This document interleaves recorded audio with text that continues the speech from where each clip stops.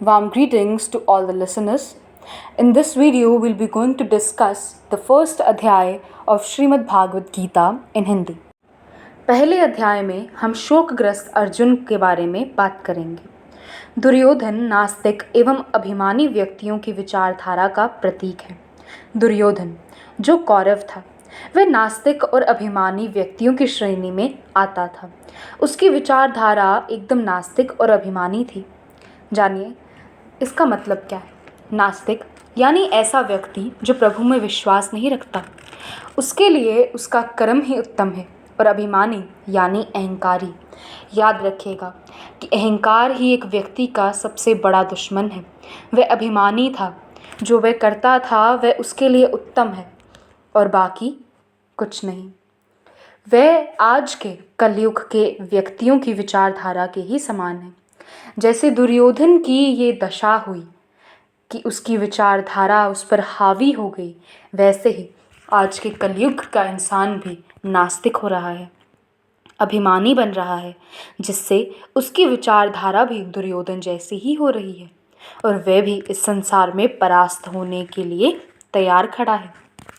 अहंकारी व्यक्ति जो प्रभु से विमुख है, वह बाहर से बलवान होने का नाटक करता है पर अंदर से भयभीत रहता है।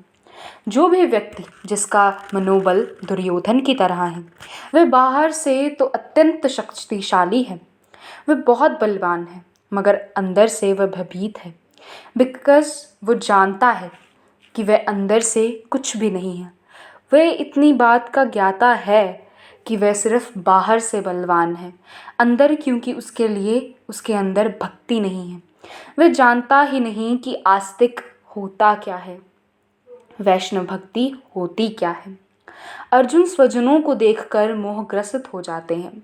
अर्जुन जब कुरुक्षेत्र की भूमि में खड़े हैं और अपने लोगों को देखकर, अपने स्वजनों को देखकर वे मोहग्रसित हो जाते हैं और वह श्री कृष्ण से कहते हैं कि ये तो मेरे ही परिवारजन हैं, मैं इन्हें कैसे मारूंगा। अर्जुन शोकग्रस्त अवस्था में तीर कमान छोड़ देते हैं।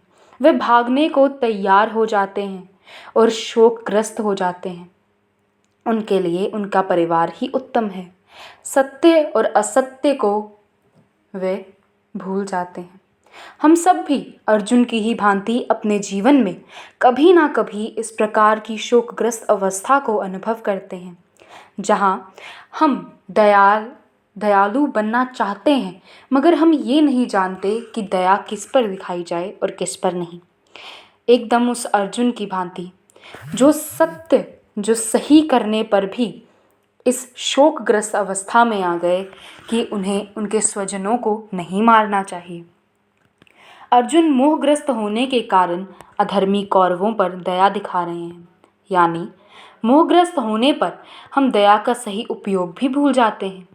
हम इतनी बात की ज्ञाता नहीं रहते कि हमें कहाँ दया दिखानी चाहिए और कहाँ नहीं। हमारे फैसले या कर्म केवल व्यक्तिगत लाभ या हानि पर आधारित होना ही हमारे भ्रमित रहने का कारण है। हम ऐसे फैसले, ऐसे कर्म करते हैं जो हम पर बुरा प्रभाव छोड़ते हैं। हमारे लिए वे लाभ नहीं देते हमें, वे हमारी हानि का कारण बनते हैं। जबकि हमें कार्य अपने मन के अनुकूल नहीं, अपितु समाज कल्याण व भगवान की प्रसन्नता के लिए करना चाहिए। हम जो कार्य खुद कर अपना नाम नहीं करते, भगवान को कह देते हैं कि ये आपने किया है, वह हमारे कल्याण का कारण बनता है।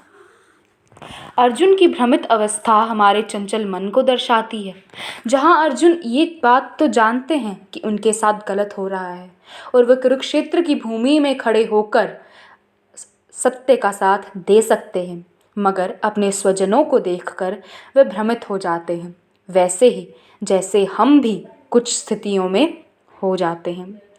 अध्याय 1 का अर्जुन अधिकतर लोग जो भ्रमित हैं, मनमाने ढंग से जीवन जी रहे हैं और प्रभु के शरणागत नहीं होते, उनका प्रतीक है। हमें हमेशा प्रभु भक्ति में ध्यान लगाना चाहिए, हमें प्रभु की शरणागति में रहना चाहिए। इससे हमारा ही कल्याण होता है। अध्याय 1 के अर्जुन से हमें ये सीखने को मिलता है कि अर्जुन जैसे कोमल हृदय वाले व्यक्ति आसानी से प्रभु की ओर आकर्षित हो जाते हैं। हमें हमेशा अपना हृदय कोमल रखना चाहिए, चाहे कैसी भी स्थिति हो। हमें इस बात का ख्याल रखना चाहिए कि हमें दया किस पर दिखानी है और किस पर नहीं। तो ये था हमारा पहला अध्याय, जिसमें हमने शोकग्रस्त अर्जुन के बारे में जाना। आगे हम और भी अध्याय 18वें तक हम बात करेंगे अगली वीडियो में। तब तक के लिए हमारे साथ जुड़े रहें। धन्यवाद।